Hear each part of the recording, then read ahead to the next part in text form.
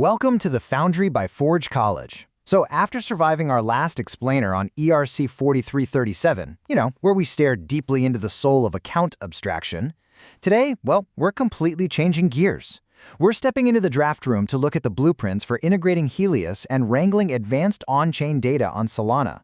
We're taking all that raw data you've been collecting and turning it into something that actually works, without your servers spontaneously catching fire.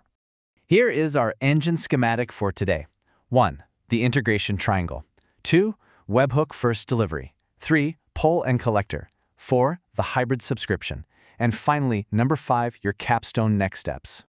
All right, kicking things off with Section 1, the integration triangle, or balancing your design physics. Before we even look at the specific blueprints, we really have to respect the laws of physics. In software engineering, and especially in Web3, where things are moving at, frankly, terrifying speeds, we are completely bound by this iron triangle. You simply cannot have lightning-fast speed, bulletproof reliability, and dirt-cheap RPC provider bills all at the exact same time. It is the classic fast, cheap, or reliable pick-two dilemma. Literally every architectural choice you make is a negotiation with this exact triangle. Moving right along to Section 2, Webhook-first delivery, otherwise known as the over-eager courier. Let's look at this webhook-first pattern. I want you to think of webhooks like an overly eager courier who literally kicks down your door every time someone so much as breathes on the blockchain. To handle this kind of chaos in Node.js, we need a really precise sequence. First up, we check for duplicates, mainly because our eager courier often delivers the exact same message twice. Second, we run a lightweight validation just to drop any absolute garbage data right off the bat. Third, we send all that heavy data enrichment lifting over to an async queue. And finally, we immediately return a 202 accepted status. Basically, take the package, shut the door, and whatever you do, never make the courier wait. Now, this approach is totally a double-edged sword. On the plus side, it completely solves the speed problem. You're getting near real-time alerts, usually under 500 milliseconds. But the downside, oh boy. If every single webhook triggers an immediate, unbatched on-chain fetch, your RPC bills will absolutely skyrocket, like bankrupt your project by Tuesday kind of skyrocket. So, to avoid total chaos and accidentally double spending your resources, you really have to ask yourself, how do we prevent processing identical events twice? The answer here is strict idempotency keys. Think of it like a bouncer checking IDs at the club door.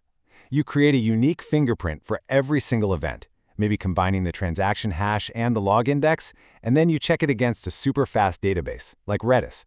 If the bouncer recognizes the fingerprint, we know we've seen it and we safely ignore it. Easy. Okay, Section 3, poll and collector. We call this one the scheduled freight train. So, if the webhook was our hyperactive courier, this model operates more like a massive, highly scheduled freight train. It doesn't get nervous and react to individual packages.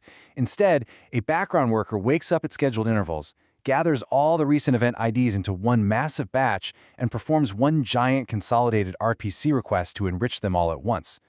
Only when that train is fully loaded does it actually deliver the data downstream. The obvious benefit here: extreme cost savings. By bulk fetching everything, your per-event cost drops to practically zero.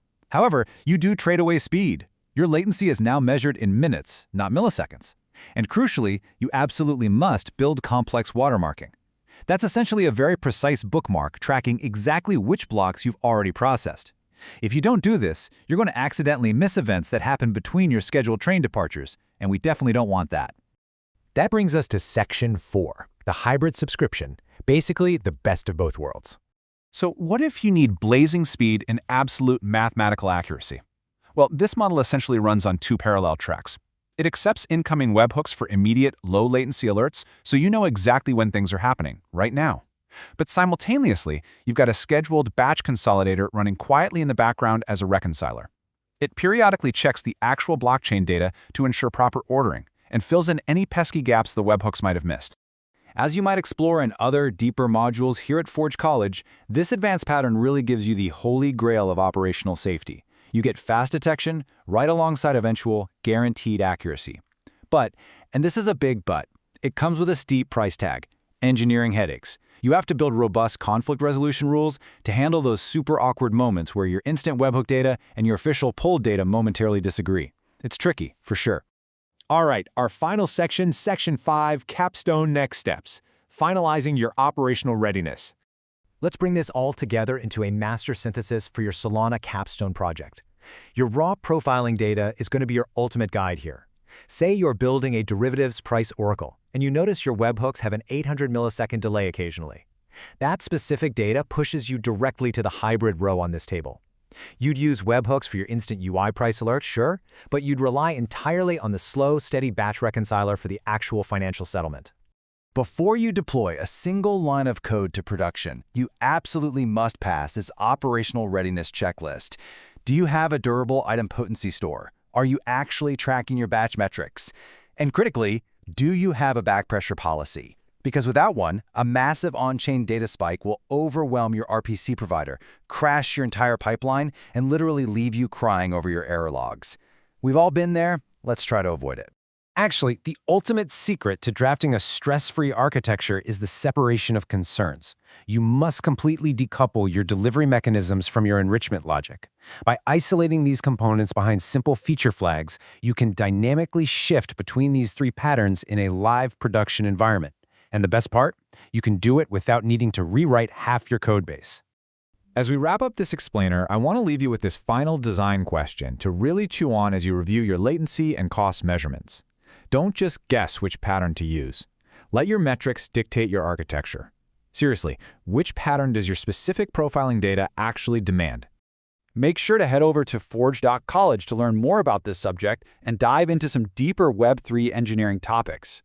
Keep your lines clean, keep your architecture solid, and good luck building those capstones. I will see you in the next explainer.